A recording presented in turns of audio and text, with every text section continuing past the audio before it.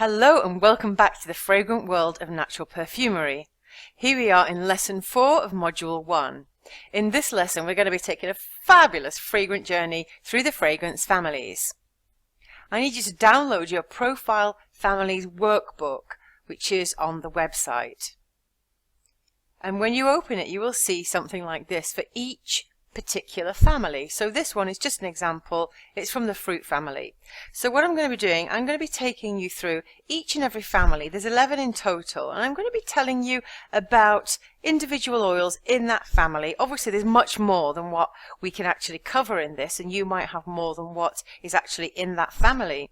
But this is just an example. So what I need you to do is when I am talking about a particular family, I want you to flick in your handbook to that particular family. Have a look. As you can see here, I've got the fruit family, and I've put down raspberry and peach because these are the couple ones we might be talking about during the course. But there's room here as well. If you have anything else from the fruit family, maybe you have pomegranate, maybe you have apple. So if you wanted to, or even strawberry, you could put those in here and write it yourself and make your own notes. If you have the Adobe editor, you can complete this and edit and fill the actual form if you like, if you wanted to use it on your computer. Or what you can do is print it out and write it and then put it into your A4 folder. So as I'm going through each family, as I said, go to that particular family in your workbook, and what we'll do is we'll describe each oil using adjectives. Now we're not going to go into too much detail about each oil. So perhaps with raspberry you might say sweet, perhaps with peach you might say soft and mellow and juicy. You might give it 2 or 3 adjectives. Don't go into too much detail at this particular moment, but if something really comes to mind, then make a note of it and write it down. What we are concentrating in this lesson is about profiling families and not particularly the individual oils. We'll be looking at the different nuances of oils, so we'll be looking at what peach and raspberry have differences of, but we're going to be looking at the overall impression and the similar traits of that family. Say for instance, when you look at the fruit family, it's going to smell sweet, it's going to smell juicy, it might be soft, mellow, those kind of things, and they will have similar traits. So you can write this in this little box here. So I want you to, as I am going through each oil, I'll describe each oil to you, and I'll do it very briefly, but I want you to make up your own adjectives, and I want you to put down your own overall impression of that family and a couple of adjectives of each oil. Because then what you can do, when I have gone over my brief description of each individual oil, pause the video, smell the oil for yourself, and make your own notes. Okay, so let's get going. So let's go through the families now. You have to know your materials in the same way that a designer must know their fabrics or a musician must know their melodies, so a perfumer must know their raw materials. It's the most fundamental part of perfume creation and one of the most important facets to understand before you even consider composing fragrances. If you do not understand how they smell, behave, or interact with each other, you will never understand good perfume composition. You have to know what you are working with and how to handle them. Remember to record. Make records of everything and every oil. An oil might smell different from one day to the next. It might trigger a keyword in you one day when you're smelling it, and then the next day a different word. Record these notes. It'll help you to remember what you're smelling.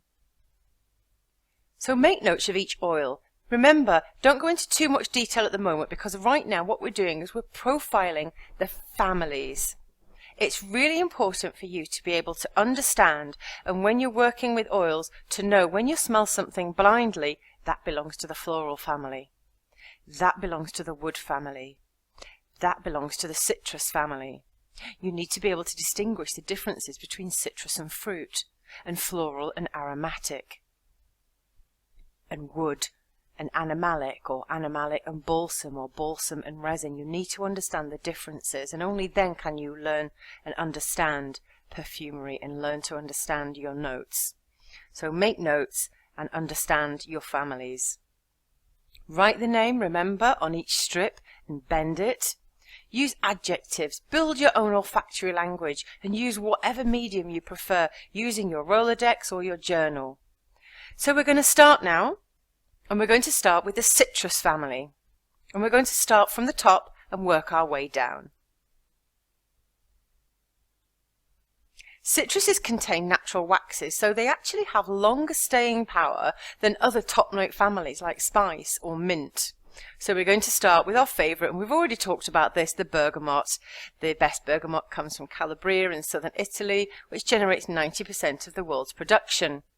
It's essential for colognes and is the most widely used fragrance in perfumery. I want you to stop now and pause the video. Dip your strip in your bergamot, your diluted bergamot. Remember, you need to be testing with your diluted oils. Dip the strip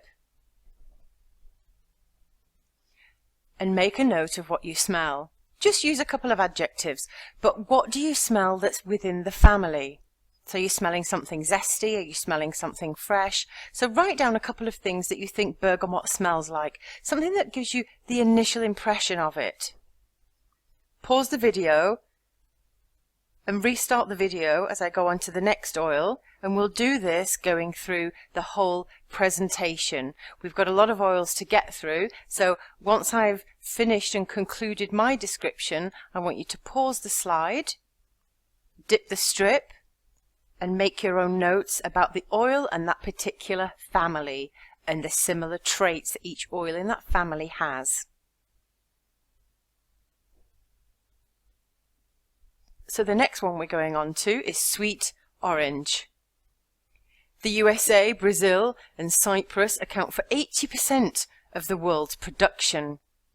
It actually plays a minor role in perfumery, the sweet orange. And if you use too much sweet orange in a perfume, it tends to smell a little bit food-like, and that's why a lot of perfumers actually prefer bergamot, the bitter orange, towards the sweet orange. You do find it, and it still is used, but it just plays a minor role in perfumery. So pause the video and smell the sweet orange. Make notes about the similar nuances that it has with the bergamot. Perhaps even compare it to the bergamot, put it into a fragrant fan and waft it under your nose, and what do you smell? How do they smell? Do they harmonize with each other? Bergamot and sweet orange are actually quite nice when they're blended together in a perfume. But what do you smell alone? Sweet orange is used in old-fashioned eau de colognes, fougères and chypres, so they're mostly used in old-fashioned perfumes rather than modern-day ones.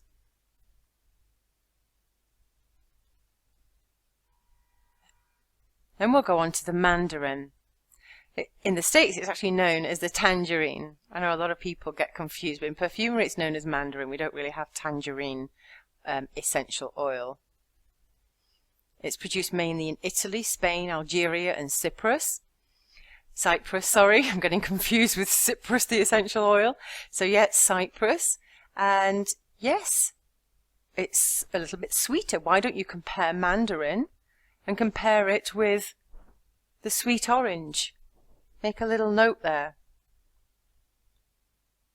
It's darker in colour than sweet orange, if you have it with you. It's about orange brown in colour, and it has a soft floral undertone.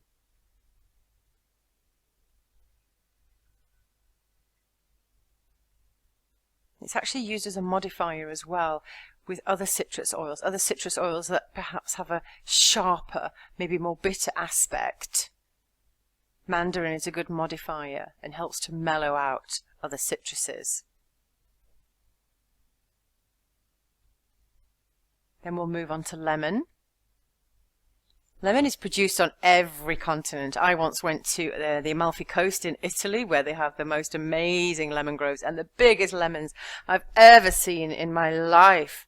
It's absolutely amazing. But it's the most volatile of the citruses. So if you do use it in a blend, it will be, and this is interesting to know, if you're making a citrus accord, is that lemon will be one of the oils that will actually dissipate the fastest.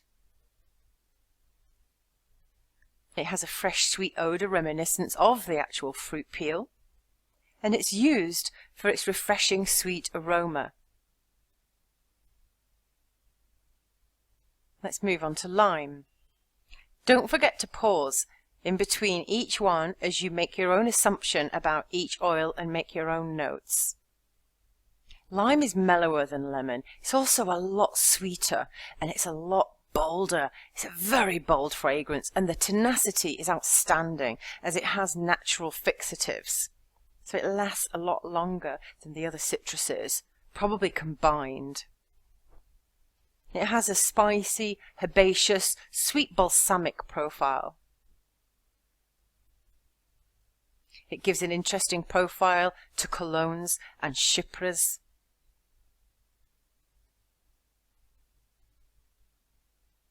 Now we'll go on to grapefruit. Grapefruit is produced mainly in Florida. It resembles orange, bitter orange. I think it has a little bit of a sour smell to it. It's very useful in bergamot accords because it has a completely different aroma profile. But it's actually mostly used in the flavors industry. It's also used in aromatherapy quite a lot. We'll talk about that later when we get into aromatherapy in module 3. Don't forget to pause the video as you smell the oils and make the notes. So that concluded the citrus family. So what I want you to do in your workbook now is have a look at what we talked about earlier and what are the similarities between all of those oils. They all have their own little intricacies and their own little nuances and little differences between each other, but what do they all have in common? Well, citruses are quite fresh, aren't they? They're zingy, they hit the top of your nose, might have some maybe tiny little camphorous notes, not really much, but yeah, they're very zesty, very zingy, and it's almost like you can almost taste them on the tip of your tongue, you know, when you smell them. Now we're going to move on to the fruity family, and it's quite interesting to compare the citrus to the fruits, because although they're both fruits, they have a completely different aroma profile. So we'll go on to raspberry. So this is a top note. It could be a top 2 heart note depending on your perfume composition. It can be made from a natural isolate and fruit extracts. Mandy Aftel, actually, she's a natural perfumer based in California in the US, and she has a very beautiful raspberry oil that's made from natural isolates and fruit extracts, but you can also buy it that's a completely synthetic compound. But be aware with raspberry is that it can actually dominate a blend, so you need to use it sparingly.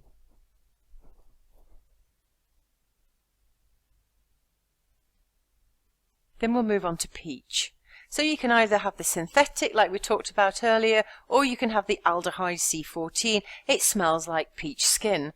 It's quite a soft, it gives a nice fruity soft, not as juicy I suppose as the raspberry, but it does have that maybe a little mellower aspect to it. If you have peach with you, pause the video, smell it and make your notes.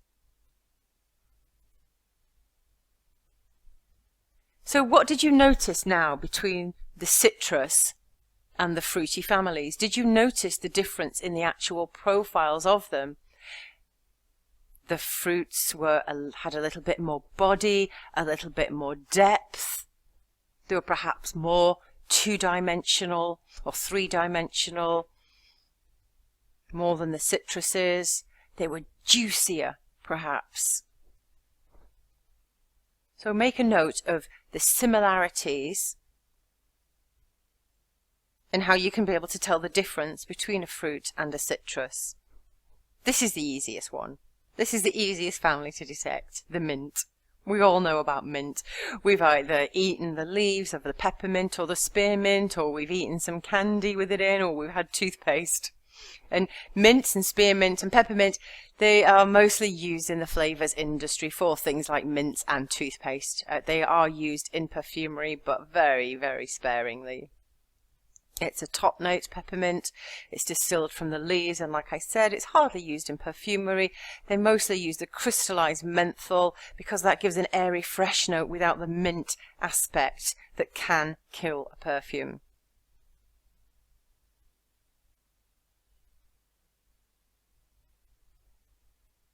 Now we'll move on to spearmint, also a top note. It's easier to work with peppermint, with spearmint than it is with peppermint. It adds a freshness to a heavy blend as long as it remains hidden. A teeny tiny dose, often used in fougere accords or citrus accords. It's got a herbaceous profile, and sometimes in jasmine compositions it's used because it has this herbaceous profile and it's sweeter than peppermint. Now we're going to look at the spice family. Make notes of what you feel this family has in common and what they all have in common with each other. I'll give you some tips at the end. So if we look at pepper, pepper is a spice, it's a top note, it's distilled from the dried crushed berries, blends very well with rose and carnation. Pepper adds warmth and character to a blend, so you can use this as a modifier. Remember we talked about modifiers and how they're often around the heart of a fragrance to enhance the certain aspects that are in the heart and the character of the fragrance, and pepper is used quite a lot in perfumery as a modifier, even for other spices like clove or eugenol. Eugenol, remember, is an isolate. So it's a natural isolate of clove, and eugenol is quite often used in perfumery rather than the clove essential oil. Clove essential oil can be an irritant as well, and so can eugenol in certain amounts, and that's why when we talk about IFRA in the final module, you'll learn a little bit more about irritants.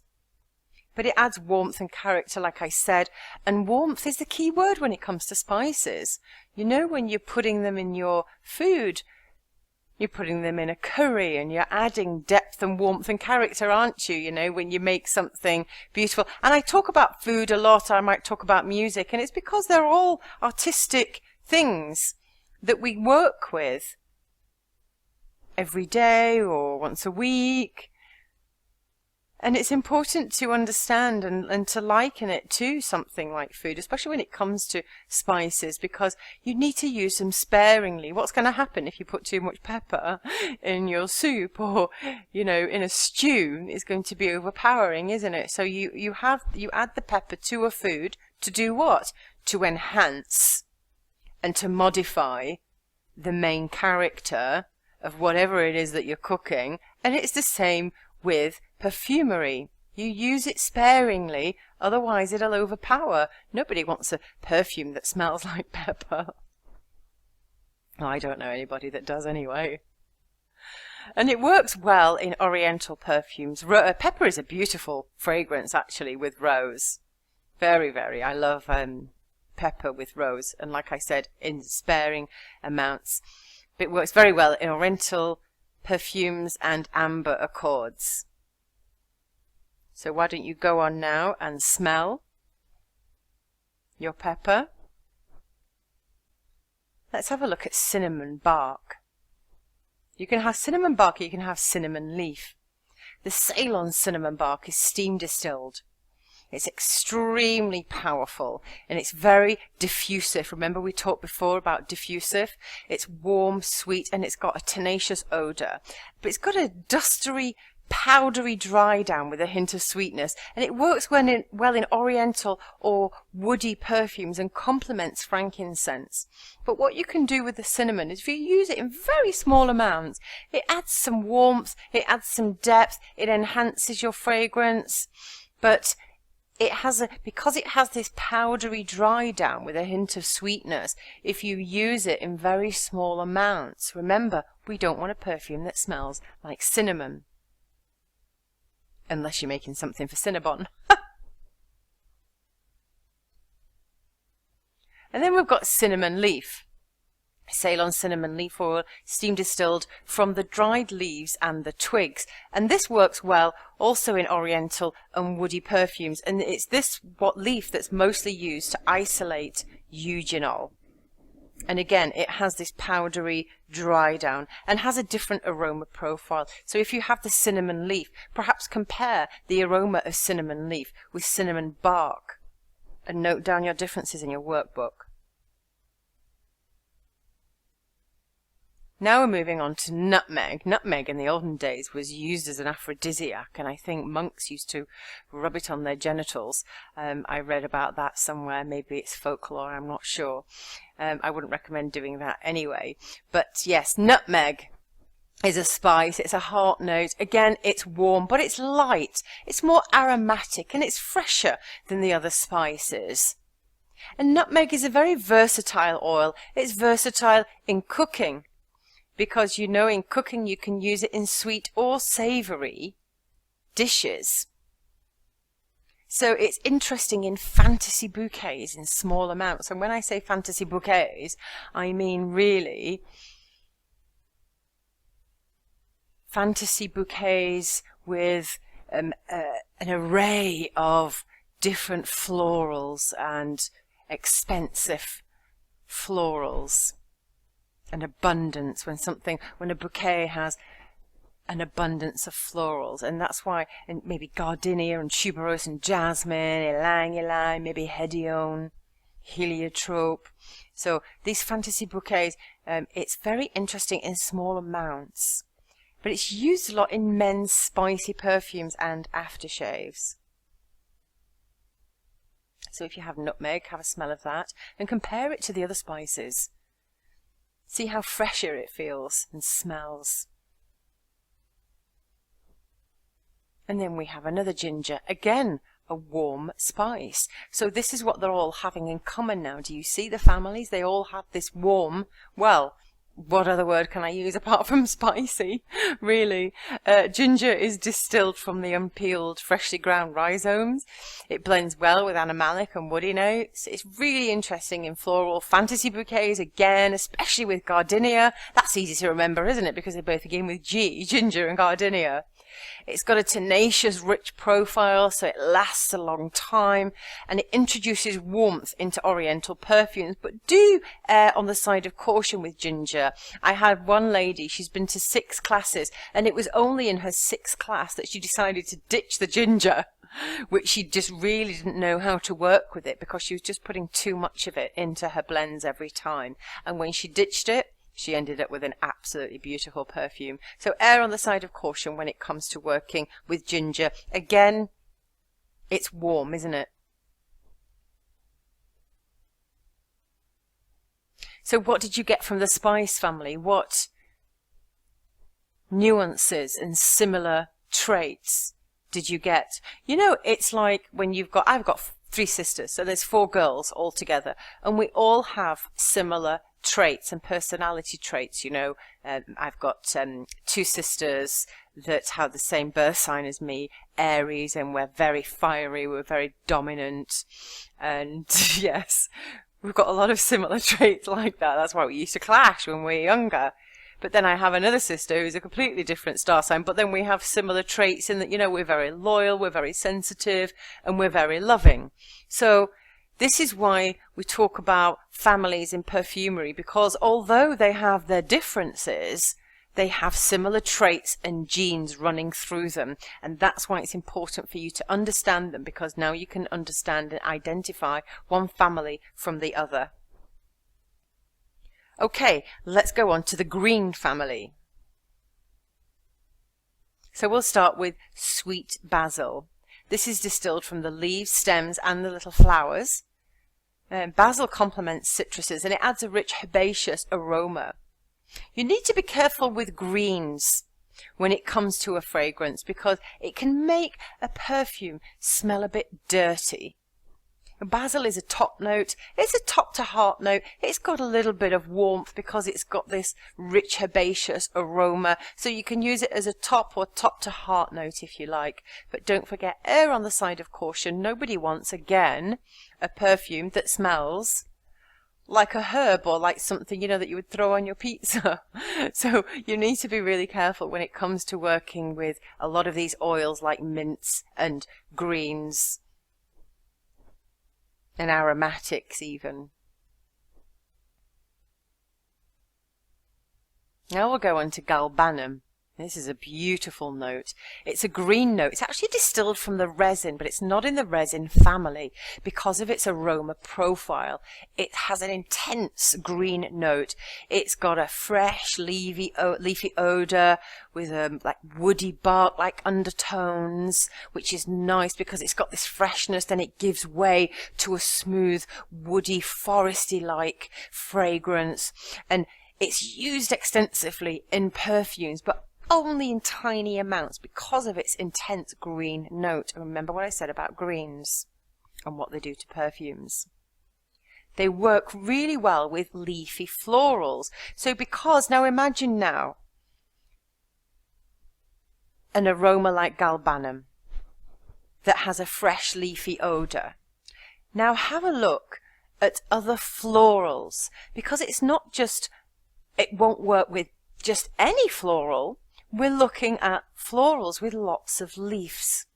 So you will have a look, and as you go and you get more familiar with fragrances, you will understand more that green notes work well with leafy florals, because what do leafy florals have in common with green notes?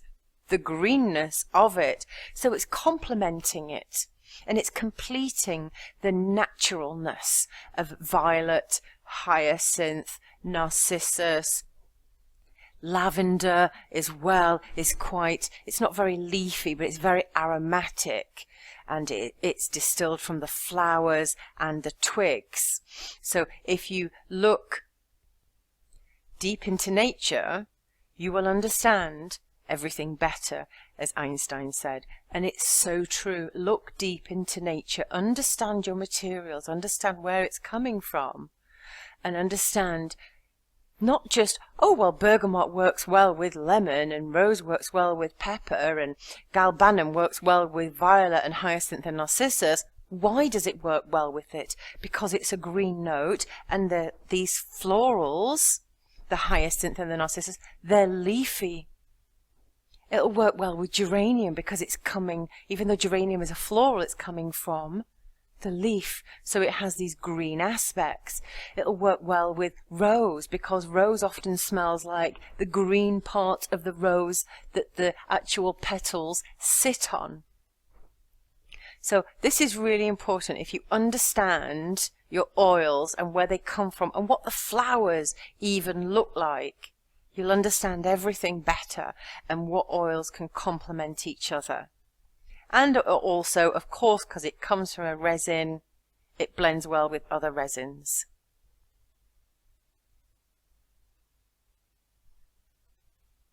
Now we'll go on to coriander. So you can have coriander, or you can have the aldehyde C11. So this is a green, this is a top note.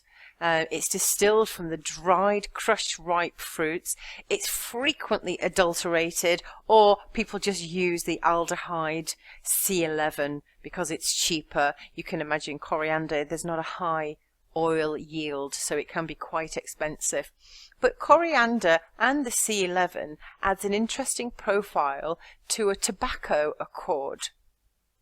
Because if you imagine tobacco is coming from the tobacco leaf, right? So that's another reason. Look deep into nature and you'll understand everything better. And this works well with jasmine. Coriander is a beautiful oil to use alongside jasmine.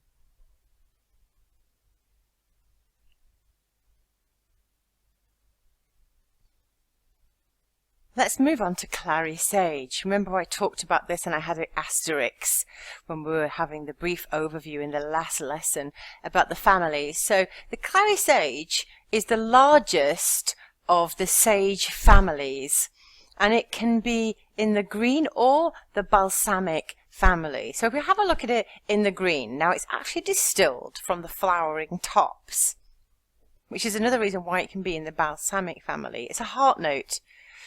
Now, it can be distilled or solvent extracted, and if it's solvent extracted, it produces a heavier absolute with more body, like absolutes do. Same with rose, same with lavender. It can be described as tobacco or tea-like, and it's a modifier. It's used as a modifier for lavender and bergamot. It's a classic ingredient in colognes. It has a unique tenacity, and it's actually used as a fixative. So like I said, it's an amazing perfume if you wanted to create a very light citrus perfume or a cologne type fragrance and you wanted a fixative but not a heavy fixative. Clary sage is a really good alternative. It's got a very unique profile, and it's useful in all perfume themes, and it's also a universal blender or linker, as I like to call it. So it can link from a top note to a heavier heart note, the same way that geranium can.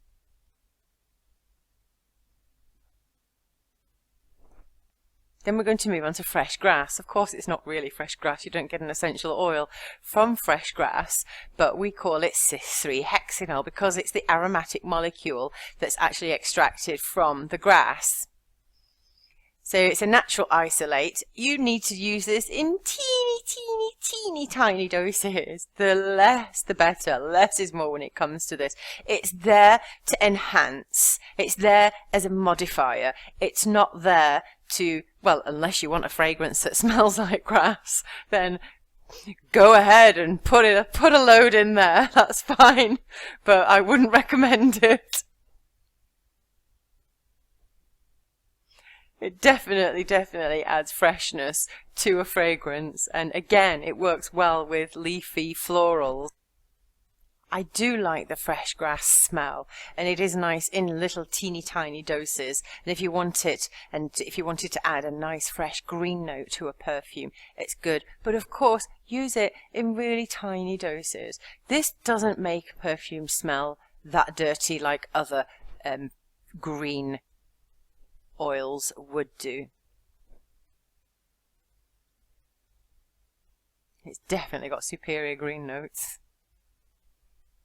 I'm hoping that you've got actually some cis-3-hexanol with you, because it's very useful in perfume and it is used quite a lot. And it's useful when we're going to start discussing impacts of oils, because it's got the highest impact of all of the oils. So I do hope that you can get your hands on this. And if you do, then pause this slide and get smelling and make your notes. Another green note is cypress. So this is a top note. It could be top to heart, but mostly top. It's distilled from the leaves and the twigs of the evergreen tree. It's quite reminiscent of pine needles. It's used quite a lot in aromatherapy. Not too much in fragrances and in perfumes. It's a modifier for pine fragrances. So it might be used not in the perfume industry, but perhaps for something like, I don't know, the cleaners that you have in your house, you know, the floor cleaners, etc., that smell of pine. Things that you use in the bathroom and to clean your tiles with, and it can be used as a modifier of pine because they both have quite different fragrance profiles, so when they're blended together it creates a nice fragrance. But for me, not so much in a perfume. It does work well in amber perfumes with labdanum and cistus, if you wanted to use it. And here's another green note, the aldehyde C11. This adds a fizz to heavy floral blends, and it is the magic in Chanel No. 5. It's a very unusual aroma. I hope you've got it with you now, and if you do, then pause the slide and have a good smell of it and tell me what is it that you think that you can smell when you're smelling the aldehyde C11. It does have that coriander green smell we talked about. It is amazing. Why don't you try it now and put it later on, actually, when we go on to the florals. Keep your aldehyde C11 to one side and use it in a fragrance fan with a couple of the florals, maybe a light floral like rose, and then perhaps with jasmine and tuberose and lang lang. That'd be quite nice to put in a fragrance fan, and then you'll be able to see the magic of C11. But pause this slide now if you have it and make some notes about it, and talk about the green family and the common traits that they all have.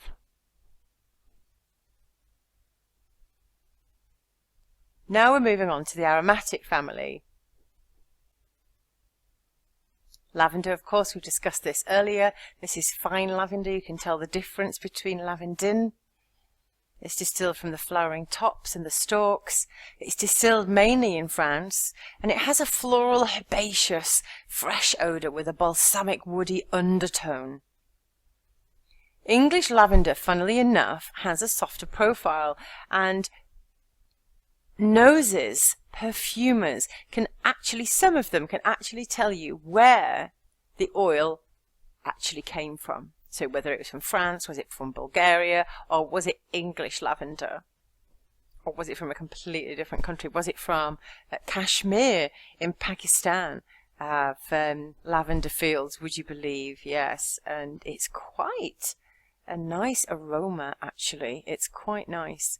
And of course that's grown at quite high altitude, but definitely the best lavender comes from France, and Bulgarians will say that they have the best lavender too. But yeah, if you get English lavender, it's definitely got a softer profile, and perhaps it's the high altitude that gives it a more camphorous aroma. Lavender is used extensively in colognes and fougères, so if you have some lavender, have a smell of it now. It's definitely a universal blender and modifier.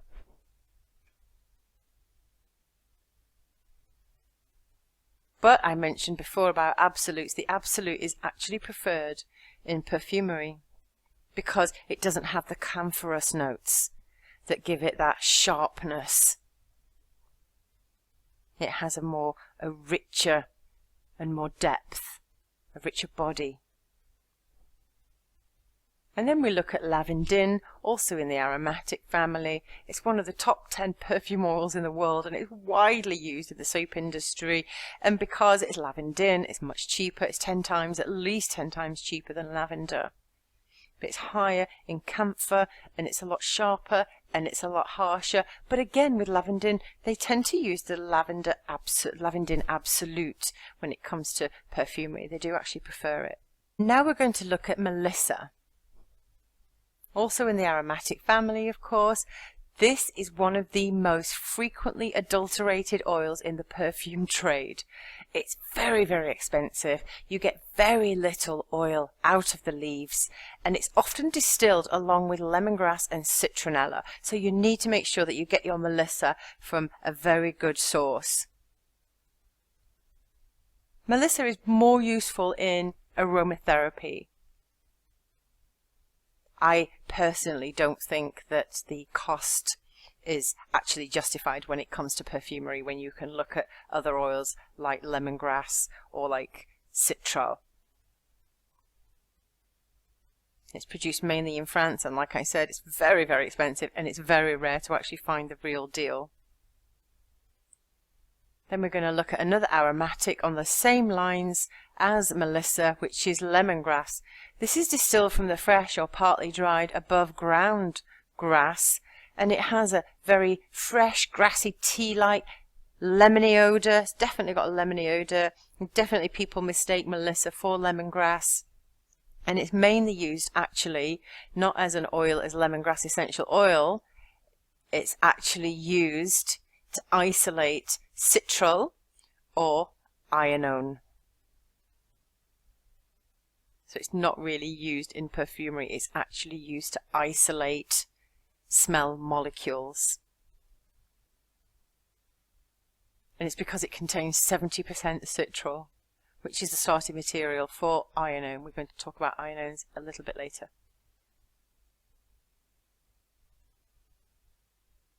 And then we've got juniper. It's a heart note. It's distilled from the berries of the juniper bush. It has a very warm, fresh, balsamic, very woody, sweet aroma, and it's used as a modifier for pine needle oils as well. Because can you see the juniper berry? Can you see the little pine needles that it has growing around it? And that's why it works well as a modifier for pine needle oils. See? Look deeper into nature. It also works well with citruses in room sprays. And very useful in spicy colognes, and used quite a lot in fougères, perfumes for men. Opopanax. One of my favourites. It's beautiful. It's actually related to myrrh. Myrrh is the parent tree of the Opopanax. It's got a very aggressive aroma. It's reminiscent. I don't know if you've ever had sherry and maybe had some sherry in a glass at Christmas time maybe. You've given it to your auntie and then she's left it and it's gone dry and then you smell it the next day. This sometimes can be quite reminiscent of this oil. It's used in Orientals for a complex accord. It's used quite a lot in Orientals and it does give complexity, but again, because of its aggressive aroma, less is more. And it blends very well, again, with other resins. And some say that it has an actual gluey aroma. I'm one of those people. It definitely smells like glue. But it's very useful in perfumery.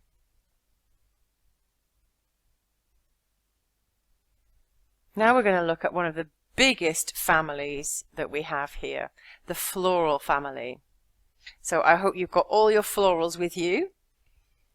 Get them in front of you and don't forget, when you have them, dip the strip, write the name on, smell them, make notes in the family. A couple of adjectives, sorry darlings, a couple of adjectives for each oil, and then what you can do is make a note of the differences between some of them are going to be light and some of them are going to be medium bodied and some of them are going to be very, very heavy. I'm going to go through them after my brief description, pause the slide and then make your own notes about each individual oil. So let's have a look at the Narcissus. Of course we have to start with the Narcissus, my favourite floral ever. In Greek mythology, I have to tell you this story before we talk about the actual oil. In Greek mythology, Narcissus, he was the son of a Greek god and a nymph, and he was born with such exceptional beauty and so much pride that he turned down the advances of a beautiful nymph named Echo, and he ended up falling in love with his own reflection, and he actually died trying to be in love with something that he couldn't attain, which was himself. And when he died, his body was removed by nymphs, funnily enough, and around his body beautiful white flowers had grown around him, our Narcissus. And you can see from the Narcissus that it's much different than the common daffodils that you will find in the fields and the ones that you can see on my website with me collecting. They were just, they don't actually have a fragrance. There's lots of different species of Narcissus, and this is the only one with the white leaves and the little yellow inner. Can you see that beautiful orange crown around the center? And this is the Narcissus. They're very small and very delicate. They look like little stars. It's a flower with many facets. It has a green hay-like, animalic and narcotic aroma with a very mysterious aura. If you have Narcissus with you, which I do hope you do, but it is quite rare and it's quite expensive. But if you do have it, I do hope that you do. It's a beautiful aroma, but it doesn't smell very florally. It's more hay-like, animalic and green. And it takes 8 100,000 flowers to create just 1 kg of absolute. And absolute, of course, because it's solvent extracted. They're very difficult to harvest, and that's why it's so rare, because you have to keep the integrity of the grass and the leaves around it whilst you're taking off the heads of the flowers. And IFF is the only manufacturer that actually extracts fresh narcissus in France, and it's at a place called Aubrec, and I'm going to go there quite soon. I'm very excited. The IFF stands for the International Flavors and Fragrance, and they developed a way to actually take the heads off the narcissus without, like I said, destroying the integrity of all of the grass and the fauna around it in which it grows. But it's a very beautiful flower to use, and again, treat it like a white flower. Very narcotic qualities and blends well with other white flowers. I love this quote by Bruno, this perfumer.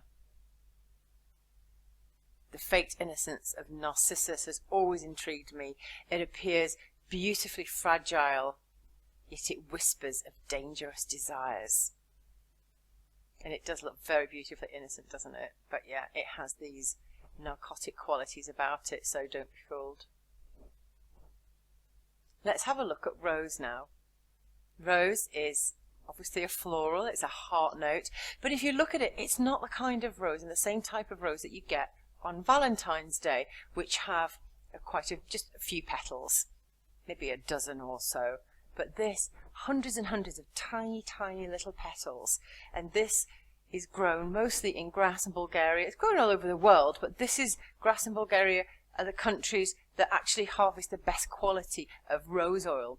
And Chanel actually have their own rose fields in France. And they actually have their own jasmine fields too, and their own rose de mai, which we're going on to. I hope that you've been able to get hold of some rose de mai. This has got a very powdery floral. But if you have a look at a lot of synthetic fragrances, like PEA, for instance, which is a synthetic rose.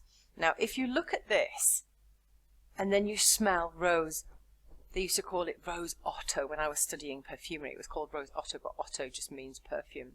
So, or fragrance or oil. But if you look at rose, it comes from the Rosa Damascena oil, or otherwise known as the damask oil, because it originated in Damascus in Syria. And if you look at it in terms of its aroma profile and compare it with a synthetic rose, it's completely different.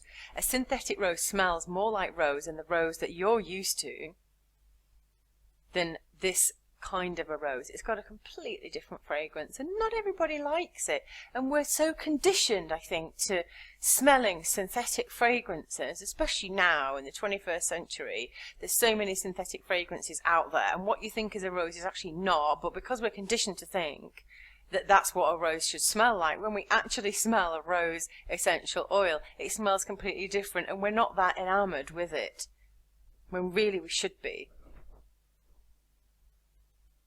Rose oil actually costs around, depending on the harvest and depending on what the harvest is that year, it's approximately 8,000 euros for a kilo of rose oil, and it does take about 36 roses to make about a single drop. But we're going to look at 3 more rose types. There's many, many variations of rose. I think there's about 3,000 different types of roses, but there's only a few of them that are actually used for their fragrance. So this is another one. It's called Rosa centifolia, and this is Rose de Mai.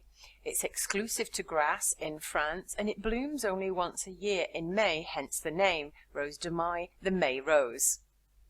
It's picked every day in May, and it's extracted directly, immediately, to retain its freshness, just like jasmine and neroli is. It's a very beautiful smell. If you happen to have Rose de Mai with you, it's very unique. I have it in my perfume Drama Queen, and I have it for its completely different aroma profile to Rosa Damascena. I think it smells greener, it smells more earthy, it's a little bit more aromatic, it's definitely deeper, it's definitely got a different dimension. And it's solvent extracted as well, which is why it's got that extra depth.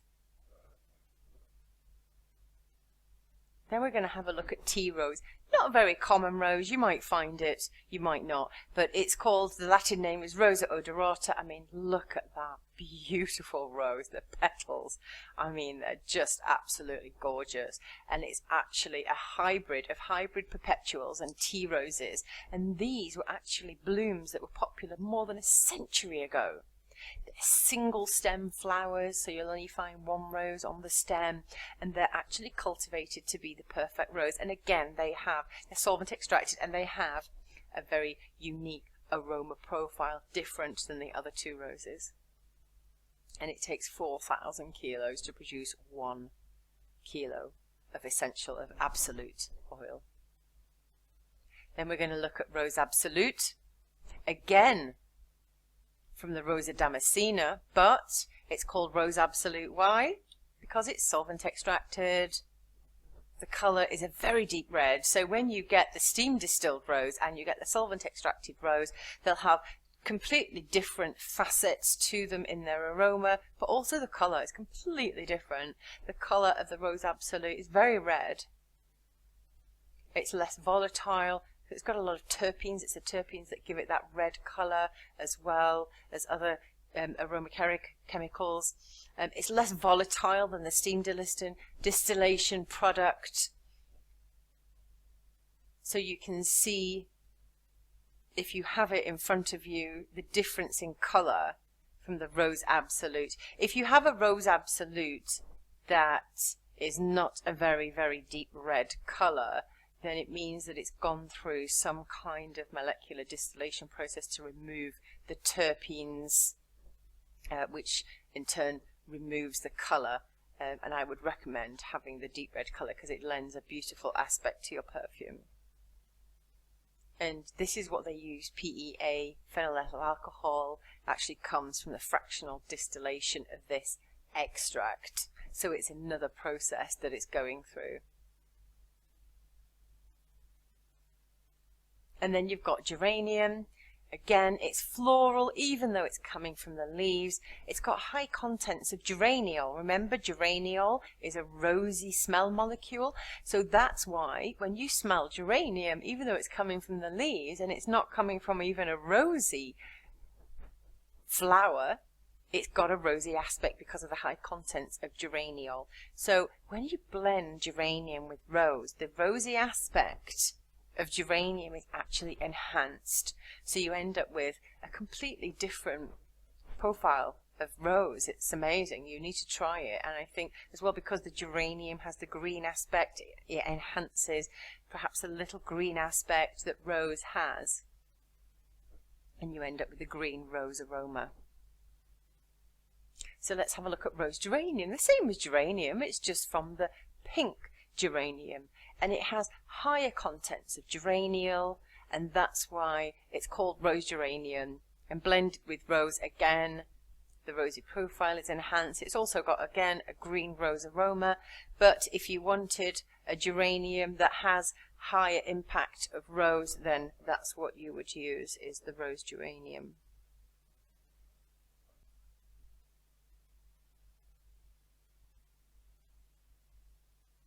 Let's have a look at jasmine, which is a heart note. It can be a heart to base note depending on your composition. It's one of the most expensive oils in the world, and it's collected very early morning and sometimes at dusk to be processed immediately so you can protect its vital scent. Because if you leave it too long, then it's going to lose its fragrance, you see, as soon as you've picked it. The most bountiful harvest actually comes from Egypt, and it's a very animalic floral. We talked before about animalics. It takes 8 million jasmine flowers to make just 1 kg of absolute oil. Now we're going to have a look at the different grades of ylang ylang. Ylang ylang means the flower of flowers, and the complete distillation of ylang ylang is actually interrupted several times to produce 5 grades of the essential oils. If we look at it now, it's a heart, and it's floral, and this is the super extra. If you can get your hands on some super extra ylang ylang, then bravo, well done. There's not many perfume companies actually use the super extra ylang ylang in their fragrances because it is the most expensive. And the best is said to come from the Comoros Islands. It's the most prized and the most little known. And it's the result of the first distillation.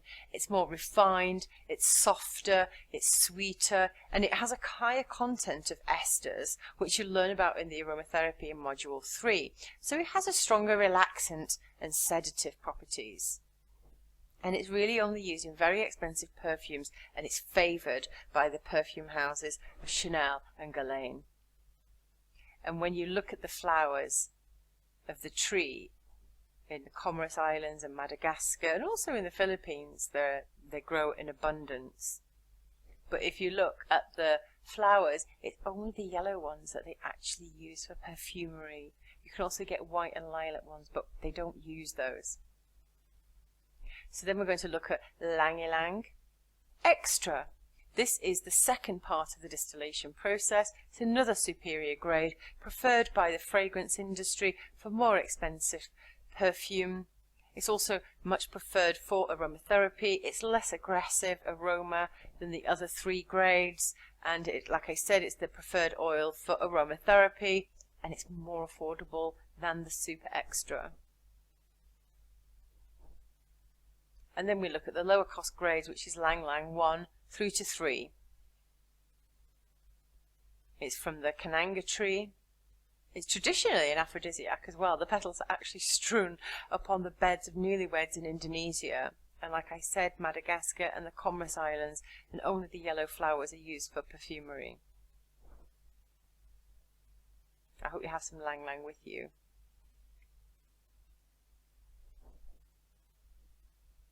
Then we're going to look at neroli, a heart note like jasmine. It's very expensive, and again needs to be processed swiftly to retain its magic. It's harvested in France and Italy, but the best oil is actually said to come from Tunisia.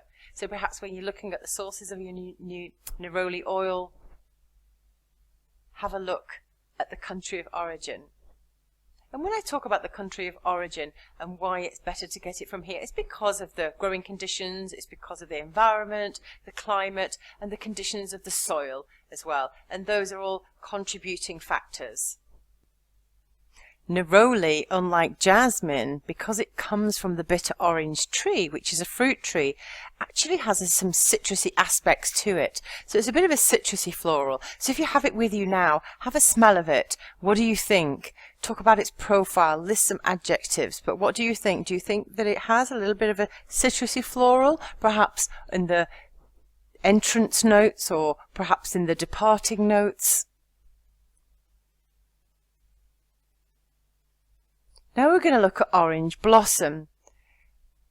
You've probably heard about neroli and orange blossom in the same vein. And a lot of people will say that they're the same oil, but they're not. But they are from the same flower. But the orange blossom is solvent extracted, so therefore, what is it? It's got more terpenes, so it's richer and it's deeper in colour. And it's richer and deeper in character. It's got a more floral character. And orange blossom is much preferred in heavier floral perfumes, and neroli more for the lightness and the green aspects that it has.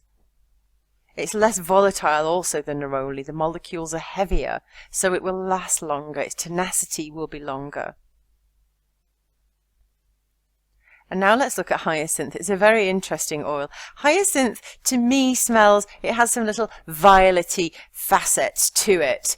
But the darker the flower, you might not know this, but the darker the flower of hyacinth, because can you see all these beautiful colours that it has here, ranging from white to a deep purple? The darker the flower, the stronger and more animalic it is. And the white pastel shades, the pinks and the whites and the lilacs, they tend to supply lighter, greener notes.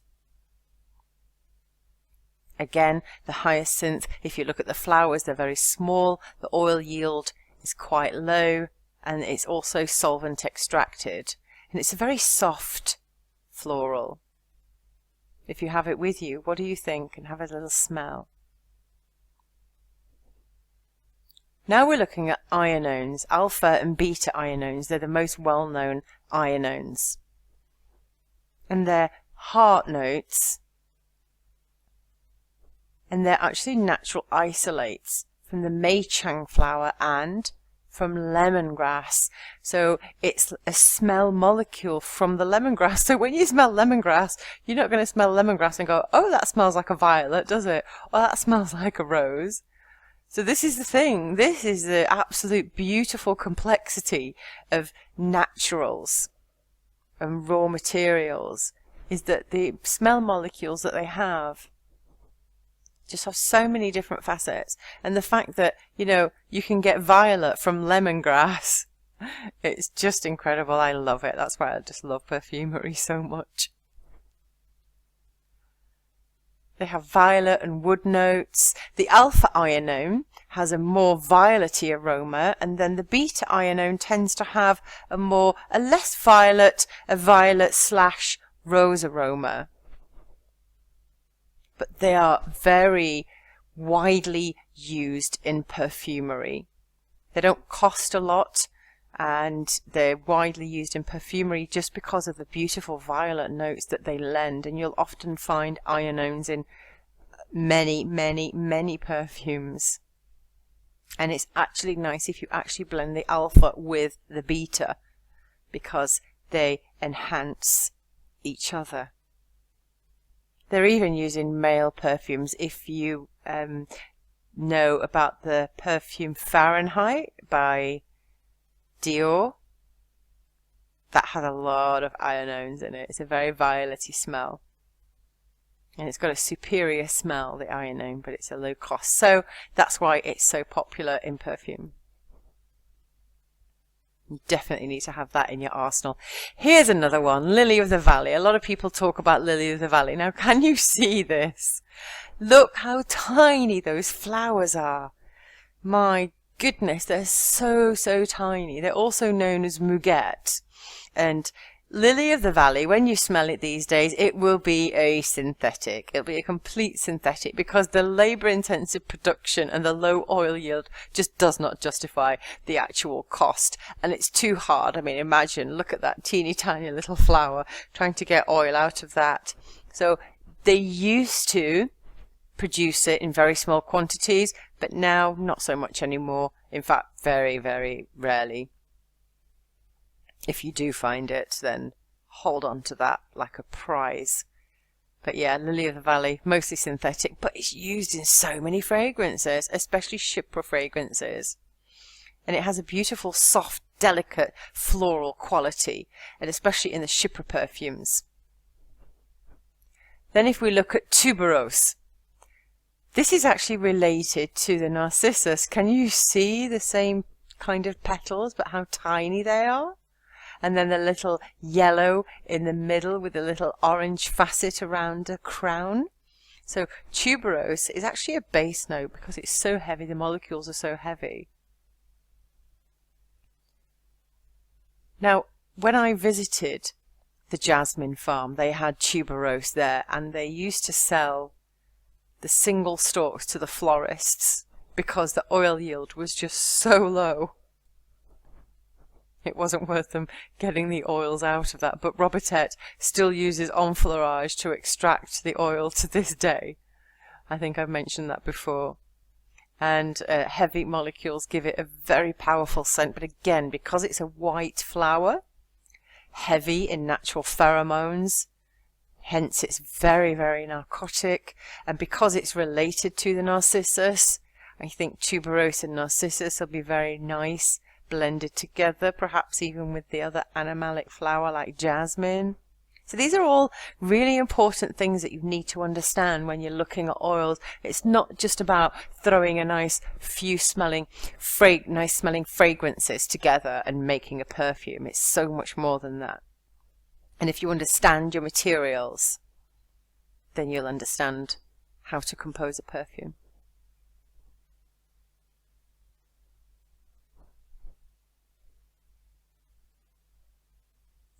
Now we're going to look at saffron, also a base note in the floral family.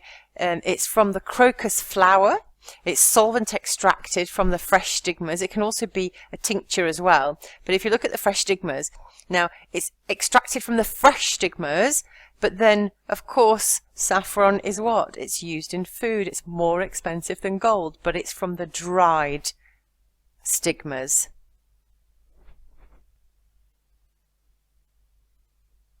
Because it's solvent extracted, of course, they're less volatile. That's why it's a base oil. It's a very, very heavy oil. If ever you use or smell saffron, it doesn't smell florally at all, perhaps because it's coming from the stigmas, but it does retain this rich redness. Now we're going to look at the wood family. But before we look at the wood family, what did you determine from the floral family? What were the similarities and what were the differences between the oils? If you look at the distilled ones in comparison with the solvent extracted ones, it's very different. Different colours of oils, like with the hyacinth, will produce different aroma profiles. So let's go on to the wood family.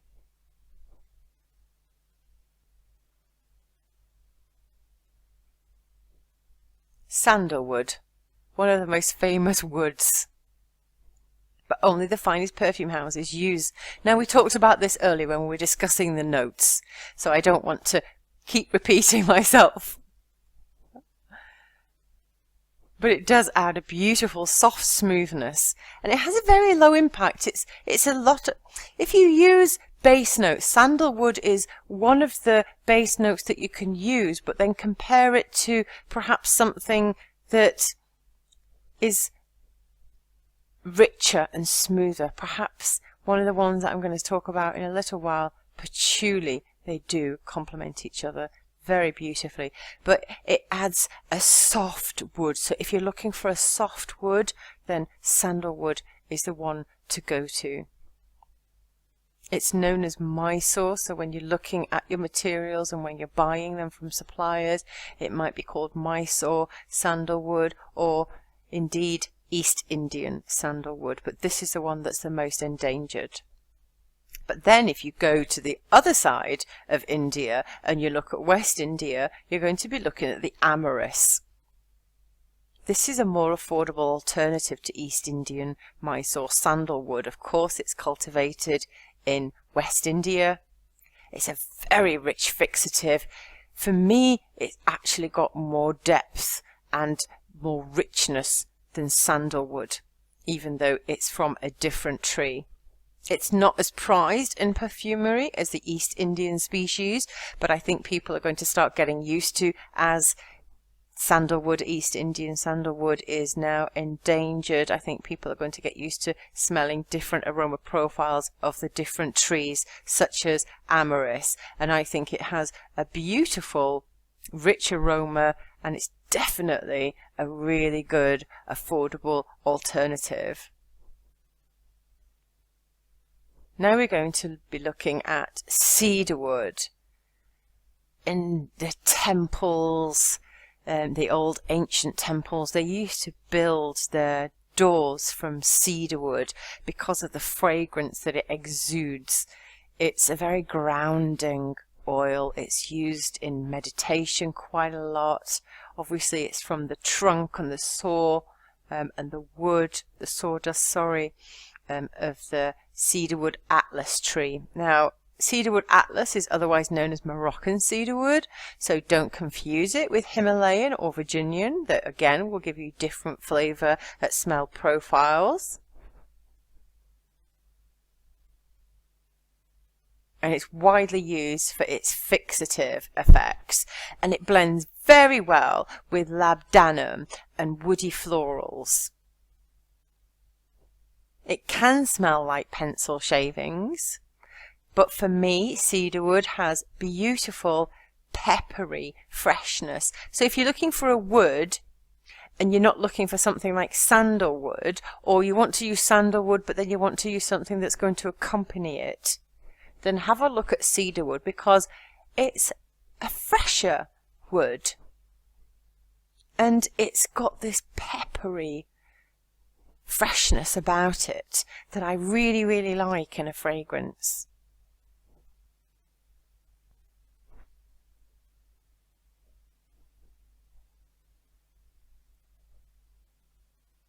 Now we're going to go on to oak moss, a very widely used fragrance in perfumery.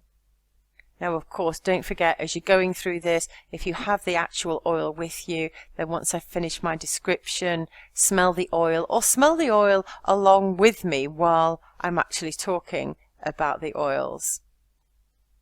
So this is from the oak tree, and there are very few high-class French fashion perfumes which do not have at least a touch of this. It's very highly prized in perfumery. It's always used in a Chypre fragrance.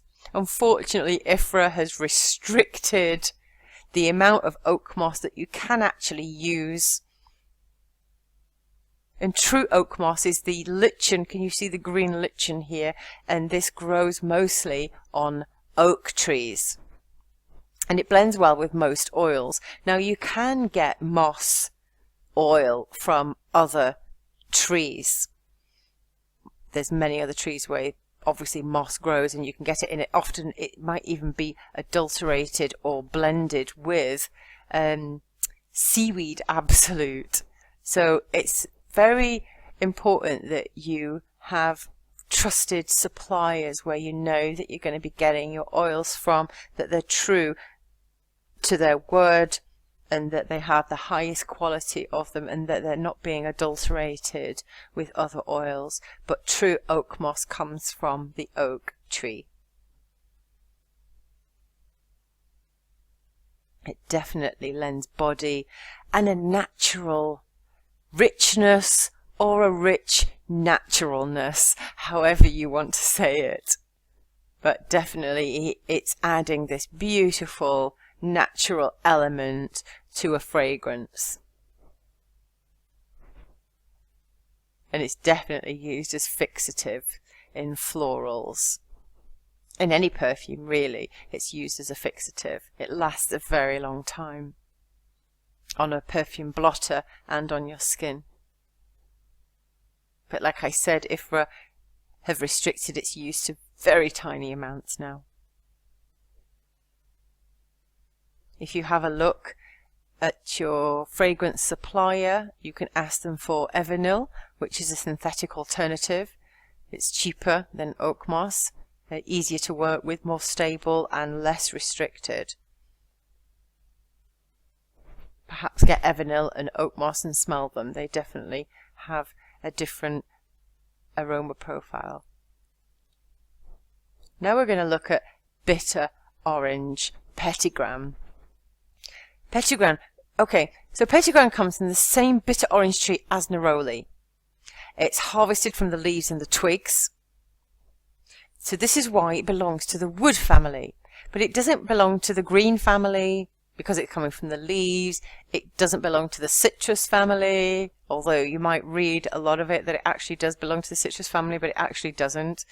I'm teaching you perfumery that's taught in the center of grass. So if you look at petitgram, it's actually in the wood family, perhaps because it comes from the twigs, often the unripe fruits. So you can see it can fall into several different spheres of maybe green, maybe fruit, maybe citrus, maybe wood, but mostly you're looking at petitgram being in the wood family. It's from the bitter orange tree and it's harvested around the Mediterranean, namely Corsica, and it does have a little bit of a bitter aroma. It works very well in colognes, and although it has woody undertones, it's a very, very fresh fragrance. So I often in my classes tell people that if you're looking for something woody and something that has a woody undertone, but something that's actually a top note, because a lot of people want a top note, right? Petitgram is a top note, and a lot of people want a top note, but they don't want it to smell fruity or minty or spicy or citrusy. I want a top note, I want it to be fresh, but I don't want any of that citrus stuff in it. So what do? they turn to petitgrain as an alternative, even though it's the wood, because it's a rich top note. But you can get petitgrain from the bitter orange tree, but you can also get it from the lemon tree. Yes. The main producer is Guinea and Italy. The high altitude in Guinea actually produces a superior quality of lemon petitgrain. It's pale yellow to green yellow in colour. And petitgrain lemon actually contains 50% citral. And again, it has a different aroma profile to the petitgrain bitter orange. And it's used as a refreshing note in fougères and rose accords. And then we can look at petitgrain mandarin. This is not very popular. It's not very common to find petitgrain mandarin, but if you do find it, it's dark olive green in colour, and it has a floral musty odour and a powerful sweetness, because you can imagine now it's coming from the mandarin. That's very sweet. And it can even be distilled without the unripe fruits. So you can get petitgrain mandarin that's distilled from the leaves and the twigs and the unripe fruits, and then you can get it where it's just distilled from the leaves and the twigs. And again, another aroma profile. So that's why it's really important when you're looking at your materials that you know where it's coming from, what tree it's coming from, and how it's been distilled and what it's been distilled from. Now let's have a look at petitgrain sweet orange. This is not regularly produced. In fact, you'll very rarely find this, but I just wanted to talk about it anyway. But it has a bit of a bitter undertone and an inferior aroma profile than other petitgrains, so that's perhaps why it's not regularly produced. Now we're going to look at patchouli, my favourite fragrance of all time. I absolutely love patchouli. It's wood. Can you see the little beautiful delicate purple flowers here? But it's actually distilled from the leaves. It's a base note, and it's used heavily in oriental fragrances, and of course it's associated with the hippie era. I remember when I was about 12 years old, I used to go into these little shops where they were burning incense and burning patchouli, and I would buy bottles of patchouli and I would put it neat on my skin and on my little denim jacket that I had, and I used to headbang along to Metallica and AC/DC and Whitesnake. So patchouli, see again, the olfactory system, whenever I smell it, it takes me back to my very early teenage years. Patchouli adds a superior richness to a blend. It really, really does. Sorry, let's go back there. Yeah, so patchouli adds a superior richness, and I think I said before about sandalwood. Now, sandalwood and patchouli together, they kind of complement each other because the sandalwood has the soft, delicate aroma, and patchouli has this very heavy, rich depth to it, and almost even a sweetness to it, I think. And remember, we talked about patchouli being aged. If you can get your hands on some aged or dark patchouli, then that was absolutely amazing. Definitely use that in a perfume. Now we're going to go on to vetiver. Vetiver is a bit of an anomaly because it's in the wood family, and it's a woody aroma, but it's actually a grass. So even though it's in the wood family, it's a grass, but it's actually distilled from the roots. So it's got three different aspects in there. And that's why I think vetiver is quite complicated and complex, and very, very popular in fragrances, because it does add that superior complexity, but in a simple way. I mean, look at how simple this grass is. But it's very fresh wood. If you smell vetiver, it's very, very fresh. And it's most widely grown in Haiti and Reunion. It's mostly used in masculine fragrances. I think Tom Ford has a perfume called Vetiver, but it definitely makes its way into feminine perfumes as a base note. It's one of my favourite woods for adding a delicate wood aroma, but then it's coming from the roots. You know, it's got even more of a depth to me, but a fresh depth because you've got the grassiness. There's all of these facets that you need to take into account when you're looking at oils. Don't just look at the oil as you smell it, look at the actual picture and look at the whole aspect of the whole plant and the flower. It will make so much more sense to you.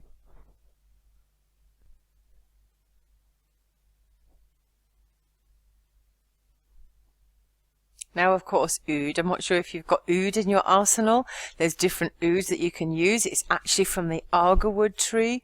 It'll often be known as agarwood. You can get Indian, Cambodian and Laos varieties, and they produce different aroma profiles. My favourite is Indian. It's got a bit of a smokiness to it. The Laos and Cambodian tend to be a little bit sweeter, and of course it's because of the environment and the different species of the agarwood tree. This one you need to dilute at a 0.1% ratio because it's so powerful, but the depth that this gives a perfume is just absolutely incredible. Now, of course, this perfume has been used in Asia and the Middle East for God knows how many years. It's just been around for so long, and they've been using it, especially in the Middle East, in perfumery for such a long time, and it's only just now that it started to explode worldwide. In fact, I don't know of a single fragrance range that doesn't have at least a bit of oud in it, because it's really exploding. Because before it was just associated with something very heavy. I don't think it was used in a very heavy-handed way. But now, if you use it in a very light, subtle way, it can really enhance your perfumes and give it such excellent tenacity and good fixative qualities. And you don't even have to be able to detect the oud. You have to use a minute amount of oud if it is to go undetected, but if you can do it, you'll be creating magic, trust me. Because oud isn't for everybody, you know, especially in the European market, amongst Europeans, oud is not really favoured. But if you use it in the right way, then you can create an amazing perfume.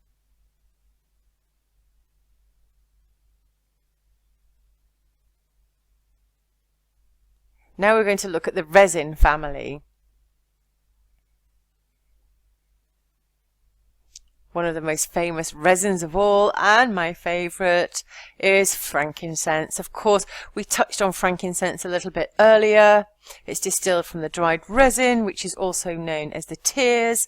You will get different colours of frankincense resin as well, depending on the country that it's from. So Somalian tends to be a darker resin, and Omani tends to be a lighter resin.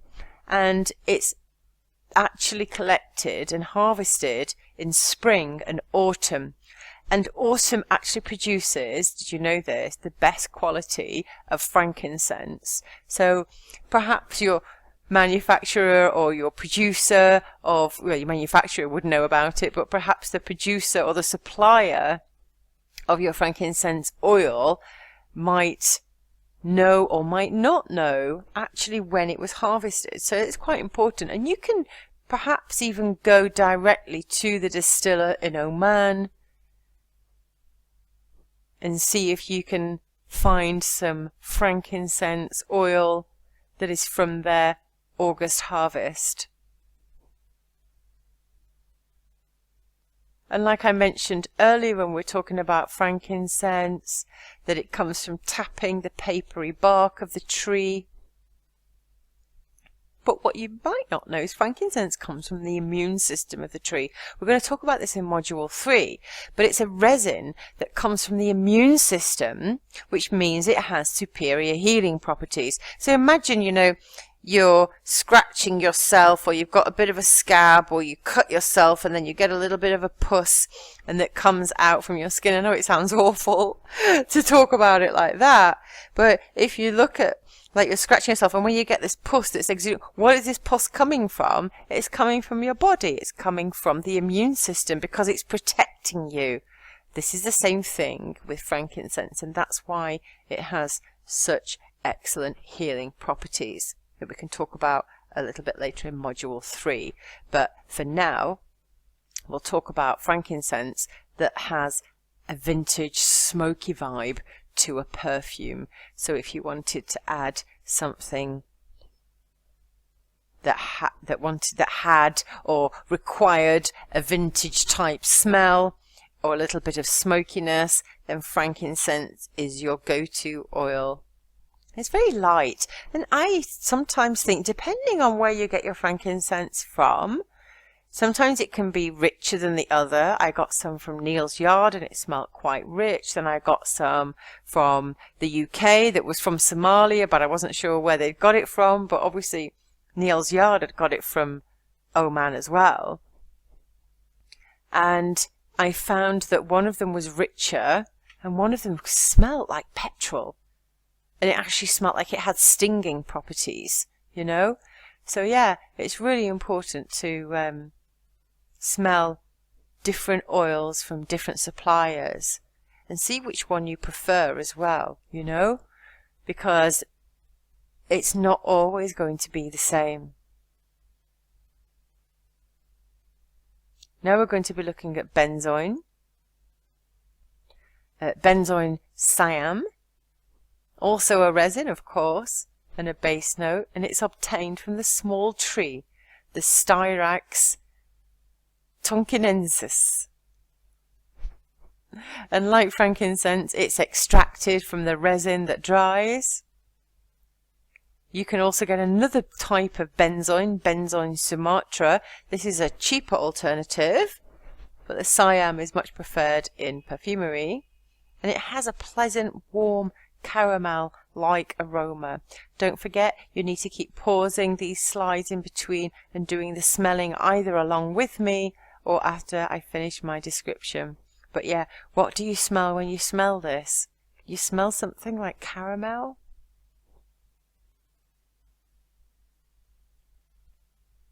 It definitely lends a sophisticated, long-lasting, even tobacco-y type note. And this is important as well. If you could smell a little bit of caramel, a little bit of tobacco in there, it's important to note all of that, because you might have to make a perfume that requires those facets. Now we're going to look at myrrh. I love this picture. It's a very old picture. It's not very clear, but as you can see, this is a beautiful little girl, and she's stroking the beard of a goat, like a billy goat, isn't it? And myrrh actually comes from a small shrub, small to medium-sized shrub, and it comes from the resin. And the goats actually feed upon the resin and the dried resin. It dries actually in the beards of the goats, so it comes from the twigs and from the sticky leaves of the myrrh shrub. And the goats used to feed on it, and because it's so prized, it's such a highly prized oil, they used to stroke, and they still do it. Some people still do it today. They still stroke the beards of the goats to be able to get the resin from it so that they can use it. It's so cute. I just love that idea. I would love to do that one day. But for me, myrrh adds a beautiful, smoky, almost leathery smell. So if you're looking for a natural, smoky, leathery aspect in a perfume, myrrh, I think, is one as well that you can actually go to. But remember, you need to build up your own olfactory language. But that, for me, determines the profile of myrrh. Now we're going to look at labdanum. This is a very interesting oil. It's from the gum rock rose, otherwise known as cistus. So you've probably heard of cistus oil and you'll have heard of labdanum. It's an invasive flowering plant, so it grows in the wild. It's native to the West Mediterranean. And the oil actually comes from the dried resin that it exudes from the leaves and the twigs. Labdanum, though, is actually solvent extracted, and it's mostly used as a fixative in perfumery. But again, if you have labdanum with you now, and it's solvent extracted, it's very thick, it's very viscous. You might find it quite hard to use it in a pipette. If you use it in its neat form, that's why it's really important when you're diluting to put the alcohol in first and then the oil afterwards. Otherwise, because it's so thick, it'll actually stick to the bottom of the glass. But labdanum, it's very, very dark. It's a beautiful, rich fragrance. But what do you smell? I'm going to give you a few seconds if you have it with you now. But what do you smell? Does it remind you of something?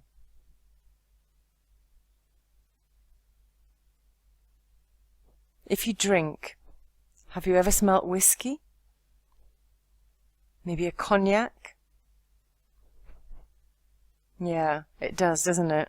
It smells just like a kind of whiskey. It's got that fragrance in there. And I think, you know, if you smell it now, and then if you've never smelt whiskey, then you don't have to drink whiskey to be able to smell it. I certainly don't drink it, but I smelt it because my father used to drink it a lot. And that's why I think I have quite an affinity to labdanum, because of my father. But yes, it's just, it's a beautiful oil. It's very rich. It gives also, again, a smoky, leathery aspect to a fragrance like myrrh does, because it's a resin, and resins tend to do that. But with labdanum, it's got that little whiskey element to it. So it's got another little element, which is good to know, and good to note when you're talking about and making notes about your oils, because you might need an element like that in one of your perfumes that you make one day.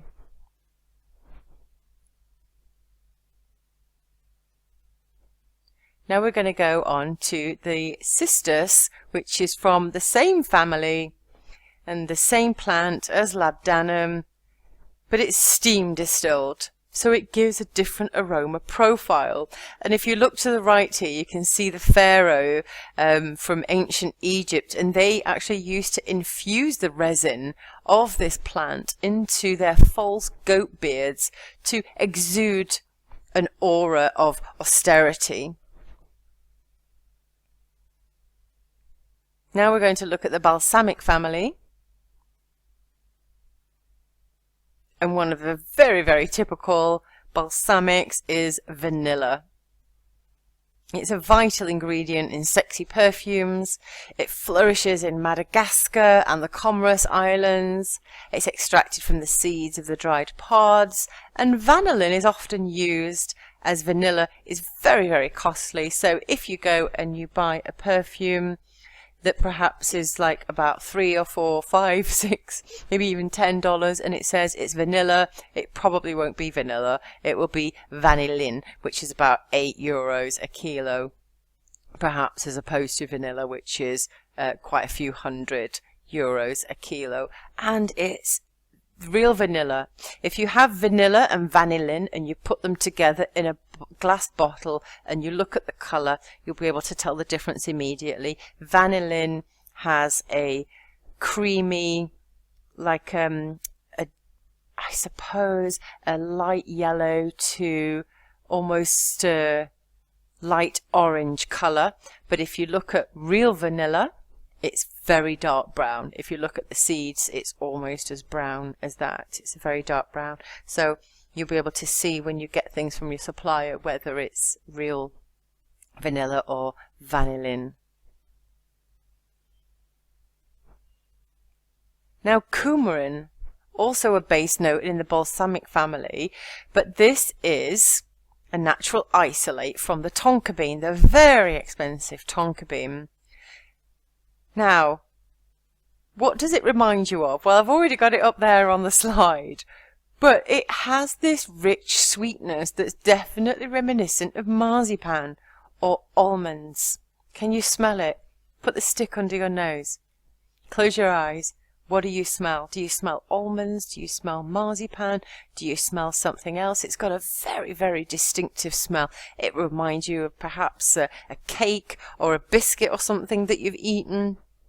So it's a balsamic, but it's even bordering on the gourmand, isn't it? Because it smells good enough to eat.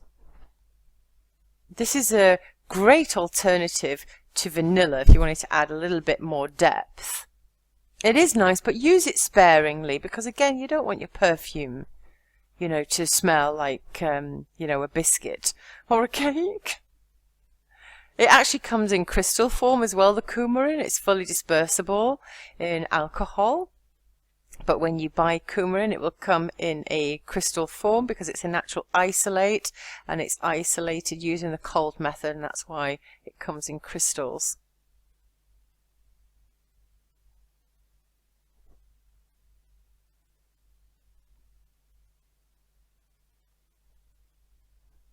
Then we're going to look at another balsamic. Balsamic / gourmand, I would say. We don't really have a gourmand family in this module, so that's why I've put it into the balsamic, but you could also say that it's in the gourmand type family. The coconut is a top note, and it's an aldehyde C18. It's used quite widely in gourmand perfumes. It adds a light sweetness in very tiny doses. If we're going to be doing, later on, we're going to be doing the Jean Col's method of testing oils and their impact on each other, and one of them we'll look at is coconut mixed with ambroxan, which we're going to get to right now in the animalic family. So if we look at musk, now I don't use any animal products in any of my fragrances, and musk is actually outlawed now. So it comes from, if you can see here on the bottom right, this is actually the sex gland of the male musk deer. And what they used to be able to get the musk from is the musk, he would rub himself up against a tree to attract a mate because it's coming from his sex gland, and they would scrape the tree and they would get the musk from this. But then, of course, demand became so great that they started tying the musk deers to the trees, and then letting them keep doing this to themselves, or they would cut off their glands, or if they tied them to the trees, they would forget to feed them or give them water and they would die. If they cut off their sex glands, then the poor things, he can't attract a mate and then he dies alone. So it's an awful practice. It's been outlawed, but some people do still harvest real musk. But most of the musk that you see these days is synthetic. But it has an animalic, and it's in the animalic family simply because it's coming not just from an animal, but because it has natural pheromones. And it's very, very rarely used. The synthetic versions that you'll get of musk, they'll be called white musk or musk tonquin. And when you use it in perfume, it's heavily used, the synthetic musk of course, it's heavily used, but only in teeny tiny doses because it's such a strong profile and it's got such strong tenacity. But because it's such a powerful oil, it's only used in tiny doses. Otherwise your perfume is just going to end up smelling like musk, unless you want to create a perfume called white musk. Of course the Body Shop have one, don't they, that's quite famous, and I did used to buy it as a teenager. Yeah, so unless you want one of those, then just use it in tiny doses. It's there to enhance other oils around it. And it's essential. It's one of the most essential oils in a Chypre perfume.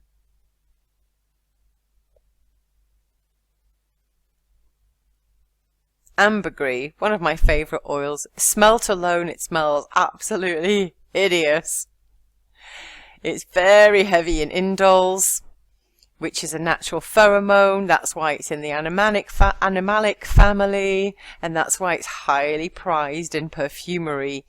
It's actually from the digestive system of the sperm whale. Now, alone the smell is fecal, but it's heavily used in perfumes because it enhances other accords and it enhances them tremendously. Now, the sperm whale likes to feed on squid. They like to feed on squid and cuttlefish, but what they can't do is they can't digest them, so they need to get rid of it. Now, in nature, it's never been seen which end of the whale it actually comes from. Is it from its mouth or is it from its bottom? Now, perhaps because it smells so fecal and it's heavy in indoles, then perhaps it's coming from its bottom and it's coming from its feces. But nobody has actually seen it in nature, so people will tell you one story, but nobody actually really knows. And what happens is that the whale excretes this mass that basically starts off as a very dark residue. It swims in the ocean. It can be there for days or months or even years, and then it'll wash up to shore. And the lighter it is, the more time it's spent in the ocean, so the more marine, salty freshness it will actually have combined with it, and it'll wash up to shore. And when this stuff washes up to shore, people go absolutely crazy. There have been tales of people being able to feed their families for a year on the ambergris that washes up to shore. It's a very expensive oil. I went to the perfume souk in Dubai and I was privy to a treasure chest of it, and I wish I would have bought it. I kick myself now because the next time I went they didn't have any, but they had a treasure chest of this raw ambergris and it was selling for about $150 for about 5 grams. And this is just for the ambergris. This is not for the actual oil that actually comes from it. So it is a really beautiful perfume, but not alone.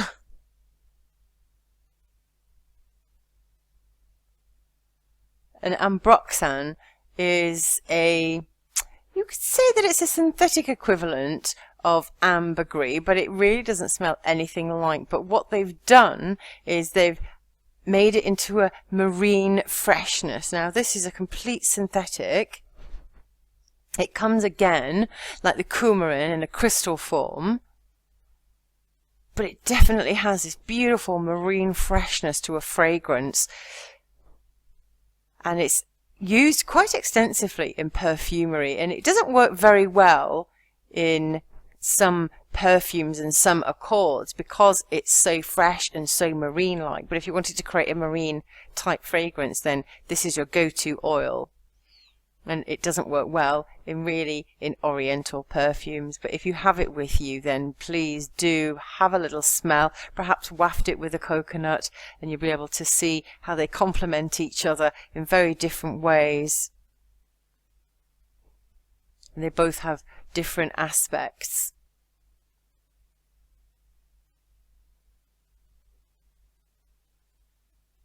I do love the ambroxan. Even alone, I mean, you could actually, I think Juliet has a perfume called Not a Perfume, and it has some other ingredients, but I think ambroxan is the main component of it. We'll look at a couple of other oils. We're almost finished now on our journey through the families, but other oils derived from animals is civet from the civet cat and castoreum from the beaver. Now, I don't use these oils in my own perfumery. It's up to you if you want to use animal products in your perfumes. Civet, definitely alone. It smells absolutely awful. When I was training in grass, I remember we had to put the bottle actually outside the window because it smelt so bad. But then one of the students, again, she did a Chanel No. 5 moment and she added about 10 times more civet into her perfume. We told her to leave it to see how it was after maceration, and it smelled absolutely incredible. So they're very animalic fragrances. They are used, and sometimes the synthetics are used, and sometimes the naturals are used as well. I don't like using any of them, of course, because they're derived from animals, but they can add a beautiful animalic fragrance to your perfume. So there we go. That's the end of your journey through the families. I hope you enjoyed that. I hope you were pausing all of the slides. Of course, the video is there for you to watch over and over again. You'll have access to it for the next 6 months. And if you wanted to watch it again and listen to my description of the oils, put your own twist on it, your own take, and of course, make lots and lots of notes about the different oils. This one was about profiling families, and in the next lesson, in lesson 5, we're actually going to be talking about training your nose, looking at the differences between different oils, and again looking at understanding what the families are, and you'll be opening your profiling oils workbook. So download that ready for the next lesson. I'll see you on the other side.